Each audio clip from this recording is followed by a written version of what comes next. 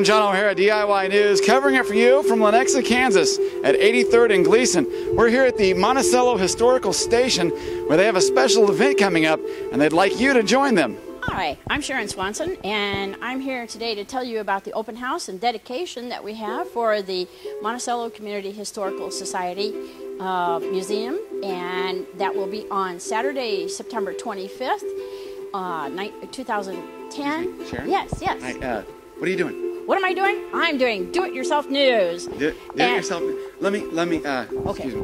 Let me explain a few things. Okay. Okay, about this. Yeah, the dedication will be on Saturday, September 25th, 2010, from 1 to 3, and we have the dedication ceremony at 2 o'clock. We have free refreshments. Sir, what are you doing up there? That's a museum piece. You can't climb on that.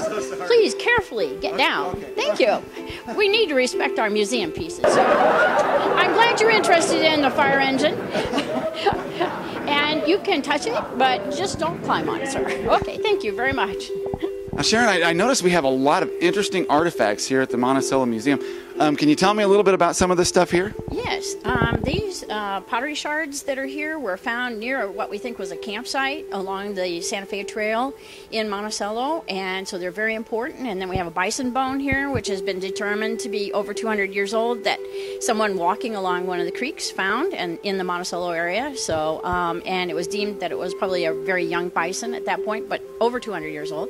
And then we have this lovely lantern here, and people used that to light their homes before we had electricity, because many of the farm areas did not have electricity for a long time, so they had these kerosene lanterns. Wow, is this an important part of history? I mean... Well, yes, and you can notice the great glass that's on there, and that's all that they had for in their evenings when they were reading the newspaper or their books and children were studying. Can we look at it? Can I look at it real quick? Sure. If you want to grab it, I can. Oh, okay. Let's look at that. Okay. Well, it's Wow, look at the fragile. Very fragile. It is definitely. Wow. A glass lantern on the top of it, you know, the globe, and a wick for the kerosene. So Beautiful. Look at this. This is the type of thing you're going to get to see here at the Monticello Museum. Can I take this outside to look at through the glass? I understand it looks very beautiful outside with the glass. sure, we can take it outside and take a look at it. Yes. Okay, but we'll be very careful. Yes. Okay. So this is a beautiful lantern. Tell me a little more. Well, take a look at the green glass through the sunlight. You can see how it just kind of goes through there, and that way you could tell how much kerosene was in there. You want to take a look at it even closer? Oh, yes, that is. I'll be very, very careful. Be very careful, yes. Oh, gosh. Oh, whoa.